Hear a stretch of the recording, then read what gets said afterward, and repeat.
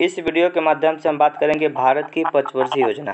भारत की पंचवर्षीय योजना के बारे में इस वीडियो के माध्यम से पूरी तरीके से हम चर्चा करते हैं। आइए शुरू करते हैं।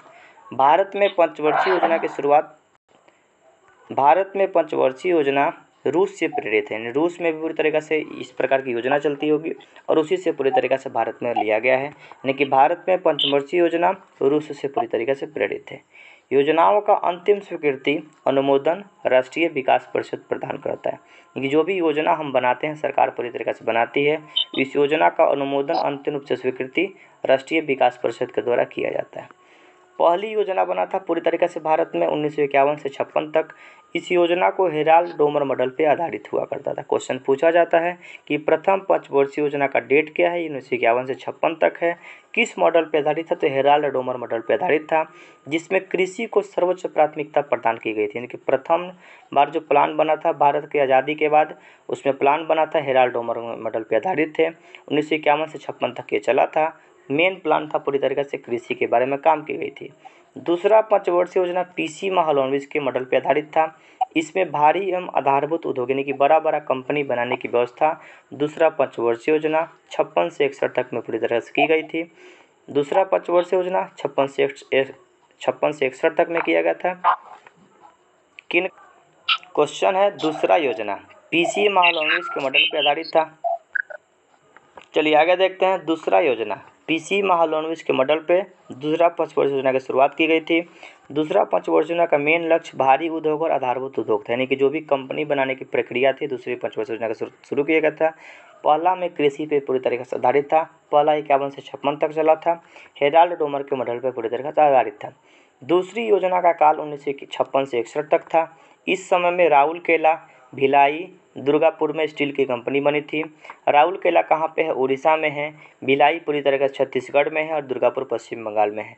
दुर्गापुर जो कंपनी बना था ब्रिटेन के सहयोग से बना था। भिलाई जो बना था रसिया के सहयोग से बना था और राउरकेला कंपनी जर्मनी के सहयोग से बना था। राउरकेला कंपनी जर्मनी के सहयोग से, भिलाई स्टील प्लांट रसिया का सहयोग से, उस समय उसको सोवियत संघ कहा जाता था, सोवियत संघ के सहयोग से, और दुर्गापुर नामक कंपनी ब्रिटेन के सहयोग से पूरी तरीके से बनाई गई थी। तीसरा योजना सैंडी चक्रवर्ती और महालनोबिस मॉडल पर आधारित थी, जिसमें आत्मनिर्भरता पर बल दिया गया। वर्तमान में आत्मनिर्भर भारत जो चल रहा है उस तीसरा पंचवर्षीय योजना के तहत ही पूरी तरीके से बात किया गया था, ताकि आत्मनिर्भर यानी कि हम लोग पूरी तरीके से अपने पैर पे खड़ा हो जाए। बोकारो स्टील प्लांट की स्थापना तीसरा पंचवर्षीय योजना के तहत किया गया था। क्वेश्चन आपको यही ध्यान रखना है। दूसरे पंचवर्षीय योजना के तहत 3 कंपनी बना था, राउरकेला, भिलाई और दुर्गापुर। बोकारो स्टील प्लांट बना था पूरी तरीके से तीसरा कंपनी के तहत। बोकारो में 3 गो नाम है, बोकारो 3 अक्षर का नाम है। तीसरे पंचवर्षीय योजना के तहत बोकारो स्टील प्लांट की स्थापना रसिया के सहयोग से ही किया गया था। सर्वाधिक असफल योजना तीसरा योजना था। 1951 से 61 से 66 तक चला था, जिसका मुख्य कारण भारत चीन युद्ध, भारत और चीन के बीच में युद्ध हुआ था 1962 में। भारत पाकिस्तान के बीच में हुआ था 1965 में और उस समय सूखा भी पड़ गया था। इसी के कारण तीसरा पंचवर्षीय योजना पूरी तरीके से असफल योजना के रूप में इसको याद रखा जा सकता है। भारत पाकिस्तान के बीच में 65 में युद्ध और भारत चीन के बीच में 1962 में हुआ था। वार्षिक योजनाएं, योजना अवकाश में वार्षिक योजना का मतलब एक साल का योजना चला था। 66 से 69 के दौरान हरित क्रांति प्रारंभ की गई थी। 1966 से 67 में ही हरित क्रांति का प्रारंभ हुआ था। हरित क्रांति की शुरुआत MS स्वामीनाथन के द्वारा किया गया था। हरित क्रांति का प्रभाव पश्चिमी उत्तर प्रदेश और पंजाब में इसका प्रभाव ज़्यादा देखने को मिला था। चतुर्थ योजना 1969 से 74 तक चला था। गॉडगिल मॉडल पर आधारित था। सुरक्षा पर बल दिया गया था पूरी तरीके से। चतुर्थ मॉडल 69 से 74 तक गॉडगिल योजना के तहत सुरक्षा पर बल पूरी तरीके से दी गई थी। पांचवी पंचवर्षीय योजना 74 से 78 तक मॉडल चला था। DP धर की अध्यक्षता में किया गया था। DP धर के द्वारा बात किया गया था, जो 1 वर्ष पहले 1978 में ही समाप्त कर दिया गया। पांचवी पंचवर्षीय योजना 1 साल पहले समाप्त कर दिया गया। DP धर के तहत इसको तैयार किया गया था। पांचवी पंचवर्षीय योजना के तहत गरीबी हटाओ का नारा दिया गया था। काम के बदले अनाज योजना चलाई गई थी, यानी कि आप काम करिएगा उसके बदला में हम अनाज देंगे, इस योजना का शुरू किया गया था।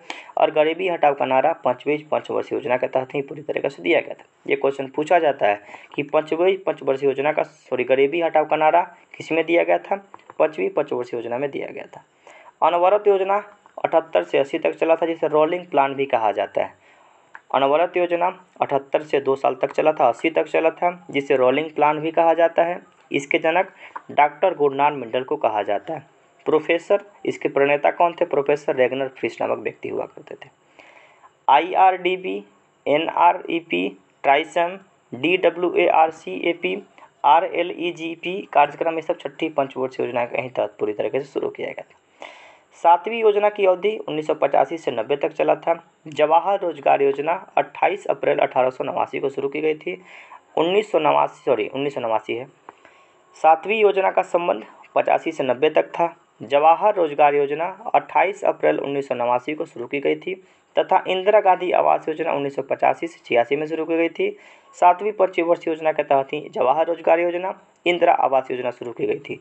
1889 में नेहरू जी का जन्म हुआ है और 1989 में इस योजना को पूरी तरीके से शुरू किया गया था। 1889 में नेहरू जी का जन्म 14 अप्रैल को किया गया था। 8वीं पंचवर्षीय योजना का जो टाइम था 1992 से 97 तक था। इसका मुख्य उद्देश्य था मानव संसाधन विकास। पहले शिक्षा मंत्रालय का नाम मानव संसाधन विकास मंत्रालय था, यानी कि मानव भी एक प्रकार का संसाधन है। जैसे हम भी एक प्रकार के संसाधन के रूप में काम कर रहे हैं, आपको पढ़ा रहे हैं तो पूरी तरीके से संसाधन ही है। तो मानव भी एक प्रकार का है, संसाधन है। पहले शिक्षा मंत्रालय का नाम मानव संसाधन विकास मंत्रालय था, वर्तमान में उसका नाम बदलकर शिक्षा मंत्रालय कर दिया गया। 8वीं योजना का संबंध मानव संसाधन विकास से ही था। 1992 से 97 तक चला था। प्रधानमंत्री रोजगार योजना 15 अगस्त 1993 को प्रारंभ किया गया था 8वीं पंचवर्षीय योजना के तहत। 9वीं पंचवर्षीय योजना का मुख्य उद्देश्य सामाजिक न्याय, समानता के साथ आर्थिक विकास। सामाजिक न्याय का मतलब समाज में हर किसी को न्याय मिले, हर लोग समानता के साथ आर्थिक विकास, यानी कि सब लोगों का आर्थिक विकास, अर्थ का उपार्जन हो, सब लोग को नौकरी मिले, सब लोग पैसा कमाएं, आर्थिक विकास का संबंध इससे याद रख सकते हैं। 10वीं योजना का संबंध 2002 से 2007 तक चला था। 10वीं पंचवर्षीय योजना का टाइम पीरियड 2002 से 7 तक चला था। 10वीं अब तक की सबसे सफल योजना रही। 10वीं योजना 2002 से 2007 तक चला था। सबसे सफल योजना के रूप में इसको याद रखा जा सकता है। 11वीं पंचवर्षीय योजना 2007 से 2012 तक चला था और 12वीं पंचवर्षीय योजना 2012 से 17 तक चला था। 12वीं पंचवर्षीय योजना का मुख्य उद्देश्य तीव्र समपोषीय और अधिक समावेशी विकास के रूप में, समावेशी का मतलब हर किसी का विकास को सम्मिलित करके इसको चलना है। समपोषीय विकास का मतलब पर्यावरण को ध्यान में रखते हुए विकास करना है, यानी कि पर्यावरण को ध्यान में रख के विकास करने की प्रक्रिया को समपोषीय विकास के रूप हम लोग उसको याद रख सकते हैं। इस वीडियो में इतना ही। अगले वीडियो में अगले टॉपिक के बारे में चर्चा करेंगे।